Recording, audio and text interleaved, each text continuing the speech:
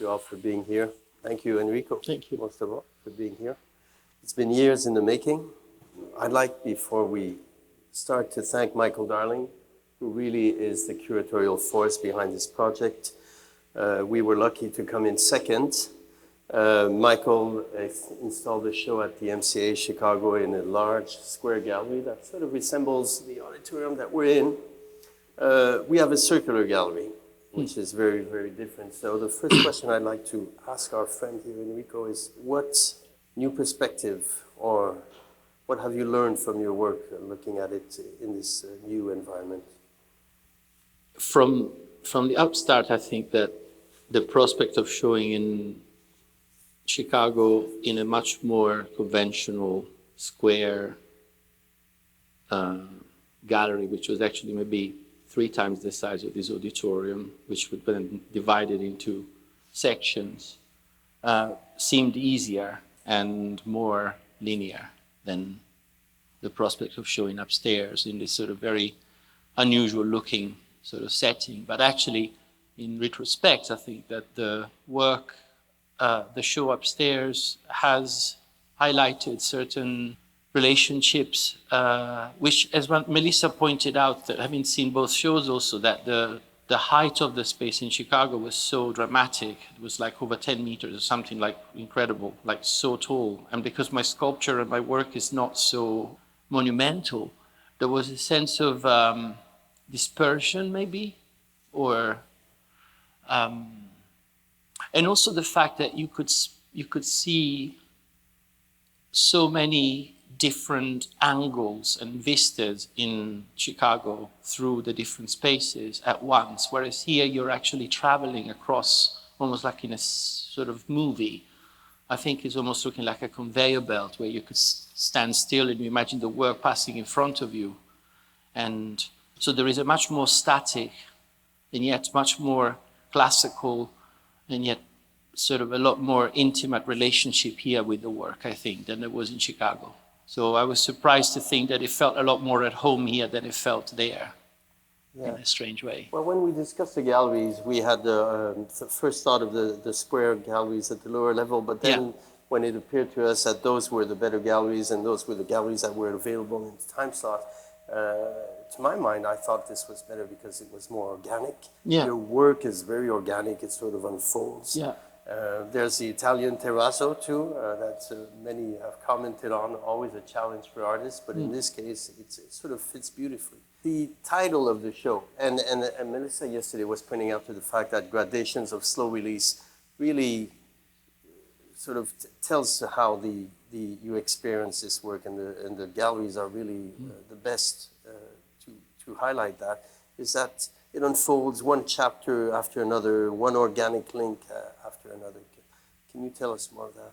Where does the title come from? Well, the title comes from an imaginary title that I had for an imaginary work that was done by an imaginary artist before any of this came about. And it's actually the title of one of the works that ended up being made later on. So that somehow the title was there before the work, and then the encounter of the title and the work occurred. And Michael was very adamant that the show should have been titled with that title, because to him, as you say, it was embodying or representing this very much this idea of like unraveling or revealing or somehow, deconstructing or taking apart or extrapolating. I don't think I had any particular sense of significance as to why the words were put together, but it sounded good. I like the way that the words together sounded, and I think a lot of the work, in retrospect, looking at some of the work that is titled here, and a lot of my work, which is not included in the show, which has particular titles, has to do very much with this idea of like interfering with the language or playing with potential misunderstanding of words used in a certain ways. So in this case, I think that there was a sense of proximity to something that could have helped maybe understanding the way that the work unveils itself, especially in this kind of round journey. So it was a happy marriage somehow. Okay, we'll come back to the process of your work as it unfolds from drawing, painting, sculpture, etc., and also textile work. But back to this this title, it's pretty. I mean, we don't often hear of a visual artist or a painter, sculptor, whatever you want to do, how you want to define yourself, the total. Start off with a title without any kind of object. Yes. So my question would be, what part does language play? And I'll bring you to like certain heights here. Does language play in how you think of your work or you come to it? You spoke of the fact that it was not your language to start with, English. And Yes, it sort of course. create a sense of estrangement, of Yeah. distance. There is a sense of experimentation when you're, I have learned to think and talk and understand my work in a language that was not my language of birth. So there is a kind of when you're picking up a language, you always have to sort of accept the fact that you're learning a language by making mistakes and by kind of daring to say things that are sounding wrong because they are wrong, but you still want to go there because somebody might hear you and correct you. And so it's just the learning process happens in that way. And I think art as a whole project, I think, has to do very much with that kind of experimentation and trying things. And in my case, I think it was very much like one thing in kind of complementing the other in the understanding of certain things or in the ability to live without the understanding of certain things, but still trying to figure out what was there. And so I think curiosity and learning and language use or language misuse, and that's again to do with the idea of like whether I'm a painter or a sculptor. I am not entirely sure whether I'm either. I think my sculptures try to be flat and my paintings try to be non-flat. So I kind of think of both mediums, or both formats as being kind of quite troubled by their very existence in a way. But are there other works that you came to starting from language, starting from this puzzle? Yes, I have done a lot more writing than in the past. I have done a lot more writing than I do currently. I think I kind of have, I still do a little bit, which ends up maybe at times being included in the work in ways of title, but in the past they were actually much more sort of implicitly included or explicitly included in the work. So there are times when it seems inevitable or imminent that the fact that an image ends up associated with something that feels like appropriate or descriptive of the word or descriptive of the sense of the word. And I think sometimes it's also like an idea of codes and codified and things that I don't understand why they might be associated in terms of image and language, but they are. And I like they're trying to coexist as one thing. That an image might not necessarily fit into that description, but it ends up being with that description for some reason. Not sure I'm fully following you, but... I don't know if I'm following myself, but what I'm saying is that it's trying to harmonize it. So allowing an image to have a title, like there's a sculpture upstairs, it's called Roman Toilet. It's like a small figure with this sort of big coif thing. And I don't know whether that is actually a title that fits that work. But the idea of actually allowing that work to exist with that definition is something that I find hopeful. It gives me a sense of hope about things trying to coexist, even when they might not necessarily be describing of what they are. I don't know if that makes sense at all. Yeah, certainly a little more. and I have a view of the images and some installation shots. I couldn't help but wonder yesterday how, very classical work makes the galleries look, sculpture and painting and drawings that are properly framed and some textiles. But then when you look up close at a drawing, you say, God, how weird. I thought this was classical and I can't make any sense of it. and it's That's just, Roman toilet. oh, there you go. And people have asked us, well, how would you categorize them? And it's pretty much like a lieu commun, to say, oh, he's uncategorizable. But in your case, I would say that we're pretty close to truth by saying that. I can't, it really, it's its own thing, and it's so resistant to meaning.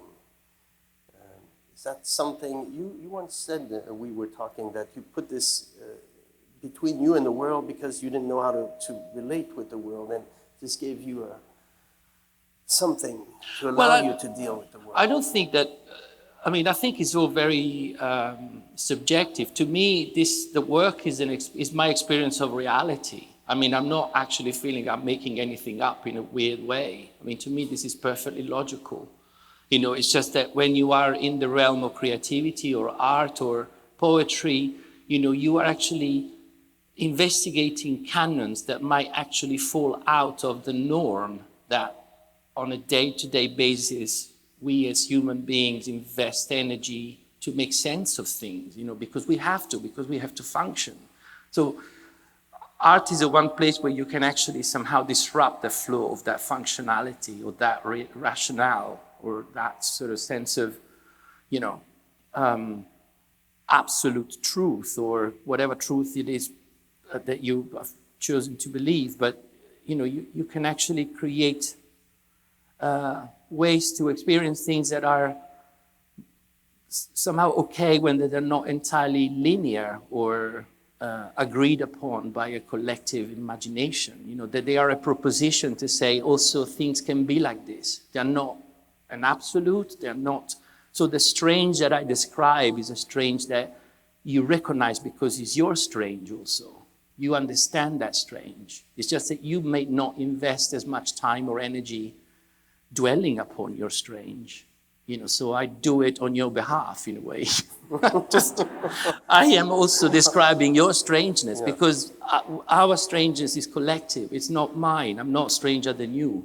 We're all equally very weird, I think. It's just that we have different, levels of investment into how weird we, some people are very weird and they sort of shoot a lot of people from a hotel window. And some people do weird things and they do a lot of beautiful charitable things to a lot of people. The weirdness of everything is wonderful, sort of, in a way, is a gift if addressed in ways that you can decide to make it less destructive or less, So in a sense, familiarizing with weirdness, it's a form of healing in a way. And I think that art then becomes, again, a reminder of the fact that it is also there to heal. And in my case, sometimes my work seems to be implying at what needs healing. So it's not just the cure; it's also the diagnosis. It's both things. And so I don't see it as weird, but I understand that it's almost like a convention to recognize things that you're not necessarily accessing every day as weird. But well, one thing for sure is that it's but not... I'm not saying that is a very common response. Yeah, and that's what keeps me, looking at these You're not works, alone. No, and that's great. We're on the National Mall. Everything needs to be relevant, and everything needs to refer to a certain conversation, to be issues. And we've been very, wary, or I rather say conscious, at the Hirshhorn of this very unique location that we are in, and that the fact that art has a certain special relevance that it doesn't have elsewhere. Absolutely. And your work sort of escapes these common conversations, but then it sort of becomes weirdly even more relevant because of that. Yeah, and I think there's something symbolic about the nature of this building with these sort of inwards-looking windows, and then there is this sort of almost like a slit looking outward. It's almost imagined like machine guns sort of like pointed towards the mall to defend it. It's like a fortress in a way. And then you've got these internal windows that are, it's an incredible sort of metaphorical building in many ways, for what it does and where it does it, and how protective it is to the work, and how welcome it also becomes by this sort of open plaza underneath it. I mean, it's a wonderful, wonderful organism. I mean, I think it's incredible. So I feel very safe here, paradoxically. Well, although I'm actually one of the most sort of terrifying sort of probably cities. I've seen so many armed sort of security guards everywhere that it's like, don't think I stand a chance to be killed anywhere else more than here at the moment. Not here, but Well, we often say that museums are a safe place for unsafe ideas. Yes. In the case of our fortress, absolutely, more so than than the majority of some other buildings, for sure. Absolutely. As I still have my eye on these images, and we go from painting to drawing. What starts first? Where do you just how do you get to it? I draw, and then drawing is the activity that somehow generates the And actually, at the moment, I'm also not drawing very much, because I find that drawing has become also so loaded with possibilities in terms of what it could be. And so I'm actually looking back at drawings that I've done in the past that I had done with a sense of total lack of investment. And I think that there is so much information that is already stored in a sort of archive of mine that, I'm actually looking at my material more than anything else, and I try to sort of allow it to be as mysterious as it has to be in terms of where these drawings come from. I'm not describing anything in particular. They're not biographical. They're not particularly narrative. But there is something about the construction or the engineering that they seem to describe that sometimes gives me the key as to what this drawing could become. And sometimes the more unlikely destination the drawing seems to describe, the more likely it is that I'm going to go down that way and try to figure out what to do with this image. I think I've tried to play against myself, or try to work against myself a lot in terms of not wanting to become comfortable with it. You're making paintings, or with it you're making sculptures, because I don't want to become too accustomed to a certain way of thinking about my work. I want to try and familiarize with what I don't know very much as possible. So I try to somehow pull the rug out of from under my own feet. And which begs the question, to what extent is the mastery of a certain technique important, or the non-mastery? When one plays, from one technique like that to another, not necessarily assumed to be totally in control of the materials you use. Well, I tend to misuse so much every technique that I use, really. I mean, I don't actually use anything properly. I paint with sponges, which is just completely, impractical and quite difficult to control. And then I use masking tape, which is also something that, it's kind of fairly common, but I use it in a way that is about trying to mark these sort of blobs of color that is really liquid. And I don't use oil, so the color goes off immediately. I don't prime the canvas, because the unprimed canvas absorbs the paint very quickly and you can't do anything about it. So there is a sense of real control and lack of control as to how I do these things. But there is definitely a sense of misusing and forging a technique that seems to be fitting as to what the work is trying to describe, or what the image is trying to describe. So there is a sense of otherness, or a sense of inappropriateness to them, which I want to celebrate, rather than, so I try to harness it into a sort of properly prepared canvas, or whatever that idea is. I don't really know what that means, and I think I tend to paint things that I can't sculpt, but then once I've painted them, I kind of figure out, sometimes I can understand how it can be sculpted. So it's a kind of a process of try to get as much information as possible as to what it is that it can be done with this image. You have that sort of frontal, as you say, frontal lobe problem Big person. problem, yeah.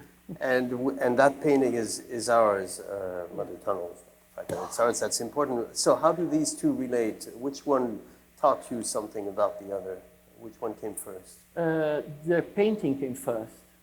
And before the painting, a drawing came, and it was far from me to understand the idea of using a bone to both describe on the painting or to make a sculpture out of. But then, like maybe a year after, or 2 years after making the painting, I saw this bone, and it kind of somehow ended up looking like something that was describing that sort of form very well. And I think there is an element of not wanting to be familiar with what it is that I'm touching.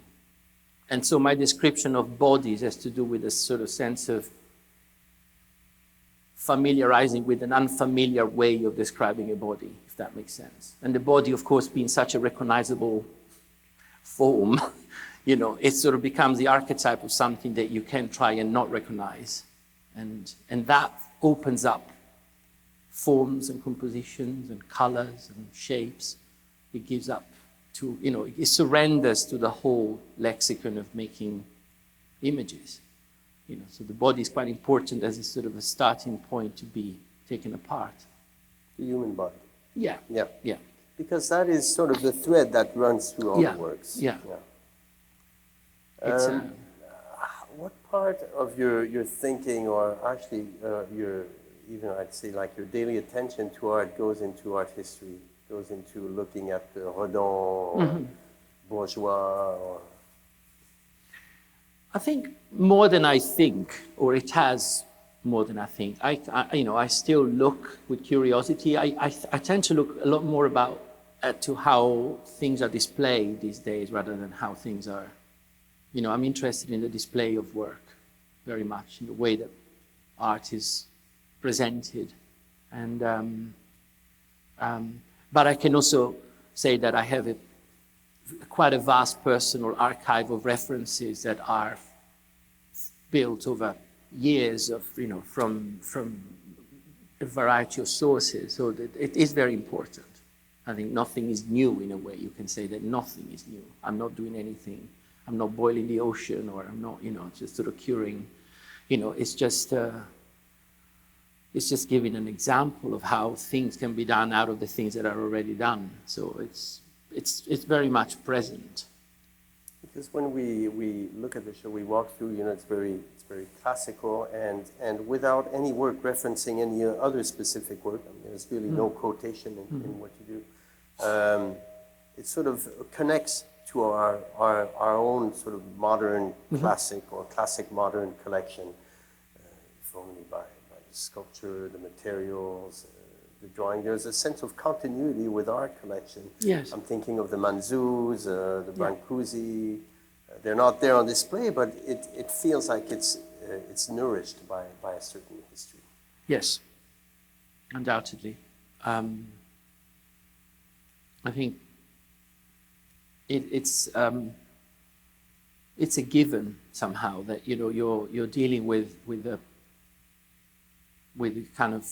I mean, I don't think I'm making particularly direct references to any of these things, but it's almost like if that's the realm within which you're investing your inquiry, then you're bound to be touched or touch those things, those masters. You know, it's impossible not to. But then I think it's important to acknowledge the way in which you can use that information to your subjective means. And that's where things become slightly more complicated or slightly less linear, or less, whether it's like a homage or, you know, or a desecration or something. You know, it's just like the subjective eye creates the other things that comes, you know, and you just have to look at it and live with it or destroy it. I don't know, but yeah. I see that extraordinary piece from 1999, like conceptual piece of sewing, because the person just literally ties herself into existence or starts untying herself. You've been in London since the late 80s? Yeah, more or since less. 1986.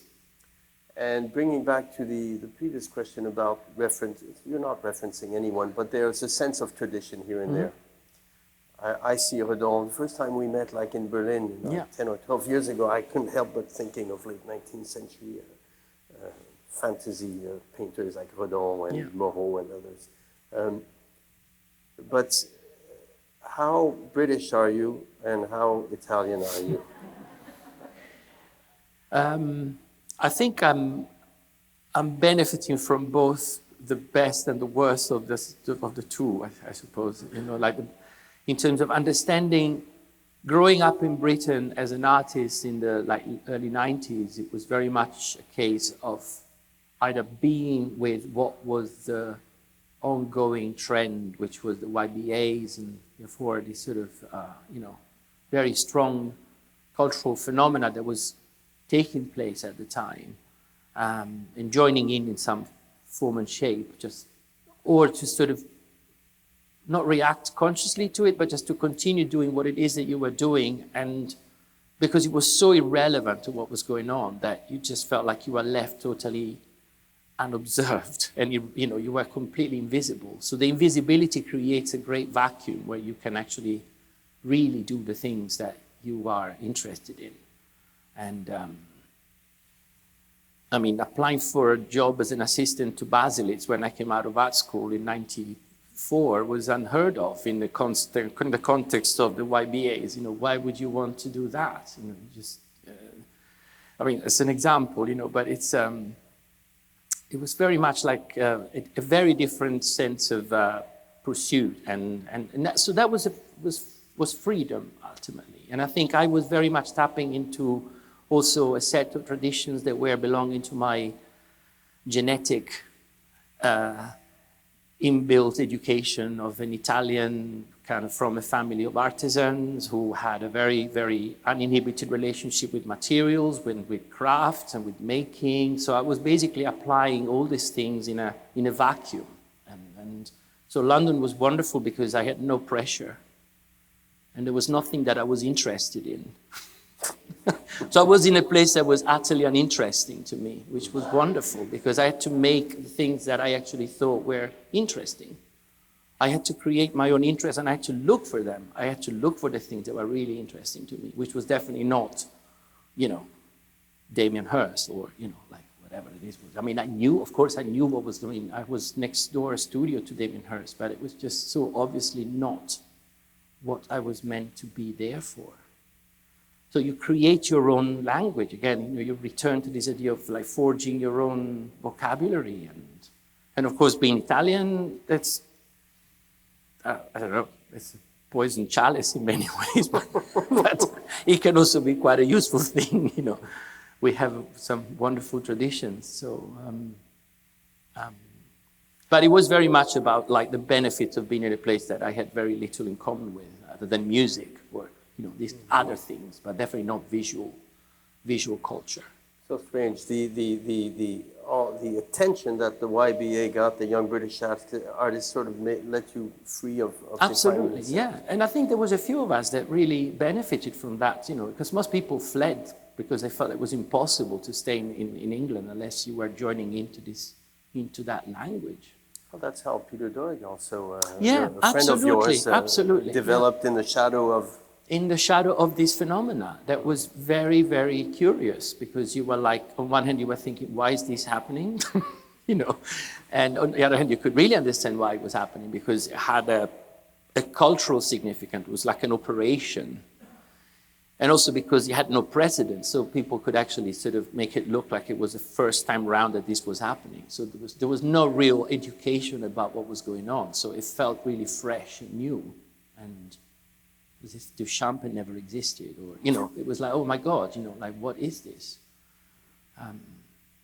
So, yeah, it was practical, but it had moments of hardship also, because you felt like, God, how long this is, how long can I sustain this for, Well, Well, yeah, I mean, you've gone full circle from being free in the shadow of Being a prisoner. the YBA and representing Italy in Venice. There you go. Yeah, Yeah. not Britain. Yeah. Luckily. We saw, you spoke of that Italian sense of craft, tradition of craft. We saw these tapestries can you tell us about how you, not this one, but you know, the one with the zigzags, I forget the title. Oh, yeah. And you work with your sister Yeah. on these. Yeah, it was a bit of an emergency sort of art making moment when those tapestries came about, because so many things happened at that moment. It was very much like I had no studio.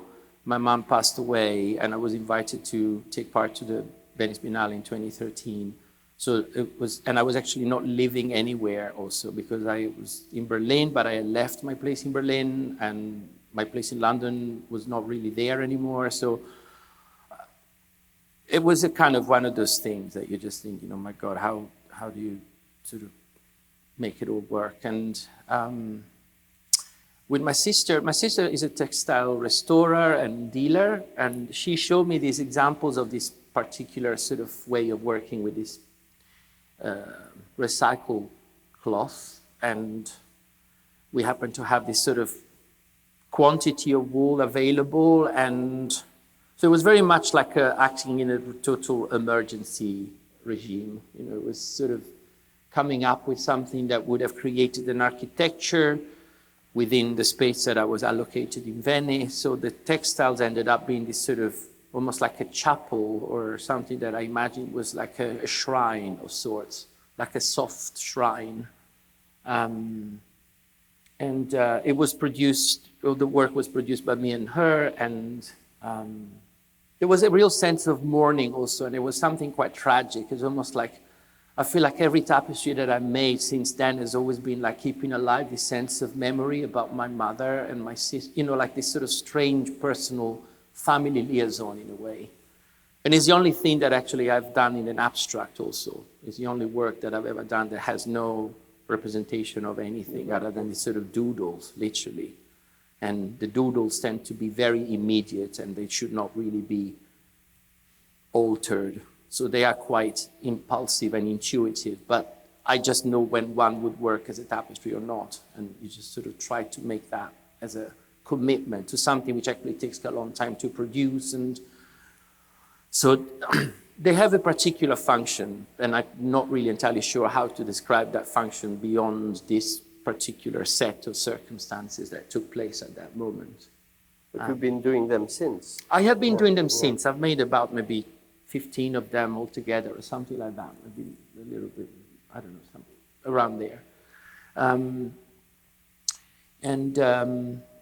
They still carry the same relevance in terms of, I see them in relationship to the sculptures as backdrops or as a sort of colors for these sculptures that are often, you know, but are most of the time very monochrome, and the sculptures themselves in jasminite have this very particular relationship to drawing for me also, because they're white, but then they are covered. I put this slight layer of graphite to pick up the details of where I want the drawing to come across or to emerge.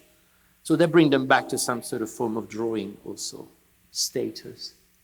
There seems to be a lot of in the studio experimentation. A lot, yeah. Very unconventional.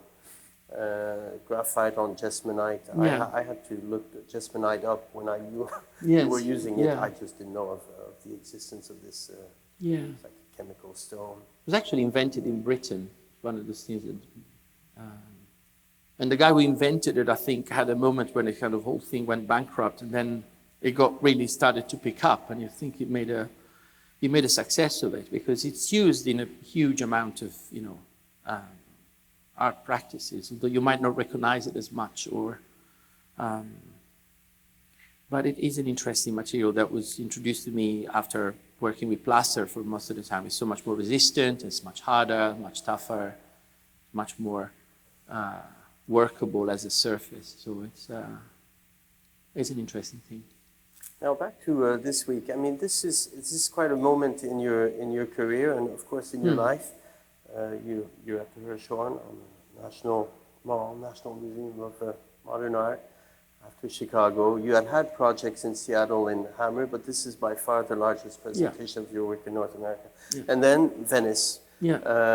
How meaningful are these events? Very. But I don't know what the meaning is, but they feel very meaningful. But I think it would be retrospective what that all means, you know, it's a sort of interest. It's like now I'm beginning to understand the meaning of this experience upstairs, only now that it's been all set up and there's been 2 openings and I'm here talking to you and, you know, it's all very in flux and it changes a lot and you think it has a meaning and sort of, I mean, it's incredibly, it's up for grabs. Meaning is up for grabs. Well, I guess that's what it's about. It's yourself assessing that your art is meaningful, and in what way? It's meaningful in that its existence seems to be validated by itself in a way. So it kind of in the same way that the actual act of making these things and finding out how to make something is the meaning in a way. And I think that I have invested a lot in the potential of that being the meaning of the work. The meaning is not necessarily the story that the work tells, but is actually the way that the work imposes its existence by wanting to be made in a certain way. And I end up being so surprised at how specific I am about how a work needs to be made without understanding why that is. And that mystery for me is essential. I think a mystery is all there is to making art, I think. It's just keep that mystery alive, you know, to not entirely be sure. It's so crucial to everything, you know. And I guess this is my way of being, to keep that mystery alive, but, you know, but there are, like, you know, sort of Sean Scully or whoever, you know, just like of every artist that is shown here, you know, they have their ways of keeping that alive. And it's endlessly fascinating and powerful. Well, for those of us who believe in a certain culture of the object, that the object in its resistance to meaning is exactly what makes it fascinating. Yeah, because this is the one place where you can actually really be unclear. Not because you're being, you know, because you're throwing a tantrum, but just because you're actually, it's okay not to know. You know, it's not a problem not to know. You don't have to know everything. Well, I think we should end it at that. Yeah, it sounds like a great ending. Well, thank you very much, for making me feel safe.